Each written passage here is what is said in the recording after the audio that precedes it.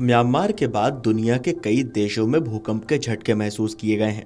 इन देशों में Thailand, Nepal, Japan, Bharat और पापुआ न्यू गिनी का नाम मुख्य रूप से शामिल है।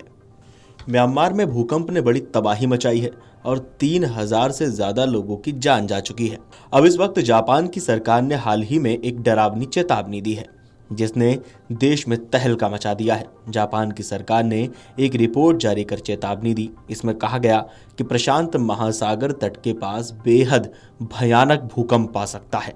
जापान की सरकार की रिपोर्ट के मुताबिक भूकंप इतना अधिक शक्तिशाली होगा जिससे सुनामी पैदा होगी। शायद ही दुनिया ने इसे अभी तक देखा होगा। सुनामी के प्रचंड लहर में सैकड़ों इमारतें तबाह हो सकती हैं। जापान सरकार ने भूकंप और सुनामी के कारण जो तबाही का अनुमान लगाया है वो बेहद डरावना है। आशंका जताई गई है कि भूकंप और सुनामी के कारण कम से कम 3 लाख से ज़्यादा लोगों की जान जा सकती है। जापान की सरकार ने साल 2024 में भी भूकंप को लेकर इस तरह की डरावनी चेतावनी दी थी। इसमें रिक्टर स्केल पर 9 की तीव्रता के भूकंप आने की आशंका जताई थी। जापान में प्रशांत तट पर 7.1 की तीव्रता से भूकंप आने के बाद ये आशंका जताई गई थी।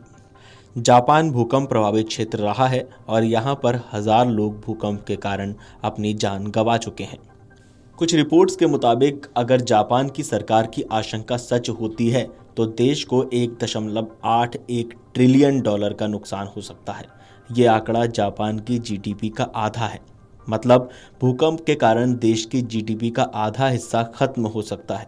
जापान सरकार ने नए अनुमान में महंगाई की वजह से करेंसी पर पड़ने वाले प्रेशर और ग्राउंड डेटा को शामिल किया है। जापान में भूकंप के बार बार झटकों और छोटी छोटी सुनामी से बाढ़ क्षेत्रों का विस्तार हुआ है। इससे देश की अर्थव्यवस्था को भारी नुकसान हुआ है। जापान सरकार की कैबिनेट रिपोर्ट में इन बातों का जिक्र किया गया है। जापान सरकार ने आशंका जताई है कि अगर सबसे खराब स्थिति बनती है तो उस दौरान 9 की तीव्रता का भूकंप आ सकता है।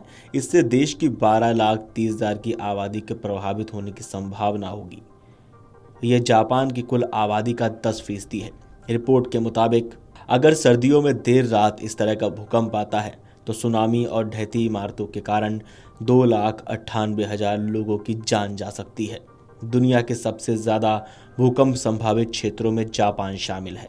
ये कांपते हुए समुद्री इलाकों वाले कैटेगरी में रखा गया है। यहाँ पर समुद्री इलाकों में आने वाले भूकंप की 8 से 9 की तीव्रता की संभावना 80% के करीब होती है। नानकाई गर्त क्षेत्र कैटेगरी में जापान शामिल है। ये गर्त जापान के दक्षिण पश्चिमी प्रशांत तट से लगभग 900 किलोमीटर तक फैला है। यहाँ पर फिलीपीन सागर प्लेट यूरेशियन प्लेट के नीचे दब रही है।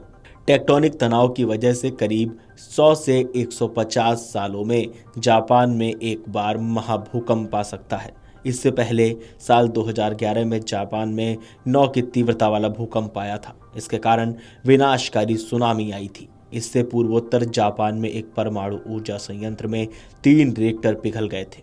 इससे 15,000 से ज़्यादा लोगों की जान चली गई थी। जापान सरकार की इस आशंका पर आपको क्या कहना है? भूकंप को लेकर आपको क्या कहना है? हमें कमेंट करके बताइएगा और देखते रहिए अमर उजाला। अगर आप ये वीडियो YouTube पर देख रहे हैं तो हमारे चैनल को सब्सक्राइब कर बेल आइकन दबाएं और Facebook पर देख रहे हैं तो हमारे पेज को लाइक करें। 8 मिलियन प्लस सब्सक्राइबर, आपके इस भरोसे के लिए बहुत धन्यवाद।